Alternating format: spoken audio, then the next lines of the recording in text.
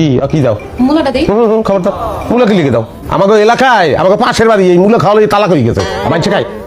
খাইলে পরিবেশ দূষণ হয় শব্দ দূষণ হয় মানুষে খায় গরুতে খায় আচ্ছা মূলা খাওয়া লাগবো না তো কচু শাক না না না কোনো কচু শাক চলবে না কচু শাক খাবো কি লিখি আবার কি সমস্যা কি আমি কি তৃণে বুঝি আচ্ছা কচু শাকও খাওয়া লাগবো না এই যে পালং শাক আনছে কোনো চেঞ্জ নেই কি কবিরাজ বাড়ি এটা বুঝলাম না হ্যাঁ সব শাকসবজি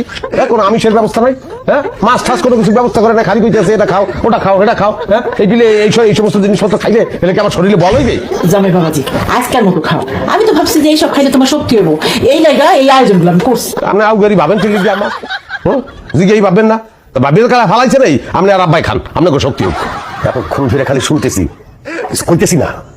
ভাব খানা নবাব আইছে বাংলার নবাব এতই যদি নবাবি নিজে বাজার করে আনলেই তো পারবো নবাবে কোনোদিন বাজারে গেছে সিরাজদুল্লাহ বাজারে গেছে না টিপু সুলতান মাছ বাজারে গেছে কোন আমনে ইতিহাস না জানিয়ে কথা বললে এইরকমই হয় এটা তুলনা দিলে কাশেম কোথায় আর কোথায় নবাব সিরাজউদ্দৌলা তা হয় কাশেমই গেবেন নবাব সিরাজদুল্লাহ কইতে যারকা নিজের কথা নিজেই চেপে পারবে বড় আমি তো একটা জামাই কি ব্যবস্থাটা কি বুঝলাম না ডাইরিয়া দেখেন একই হ্যাঁ পানির মধ্যে ভুলে ডাল দিয়ে হেলাইছে এই যে কোনো খাওয়া নাইলো শিশু মাছ আনছেন বাজারে তো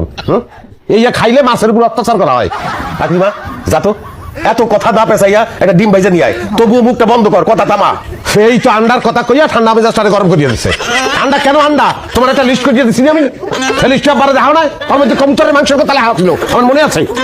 কারণ আন্ডা যে বুঝতে হয় আমারে আমি বলে আন্ডা খাবো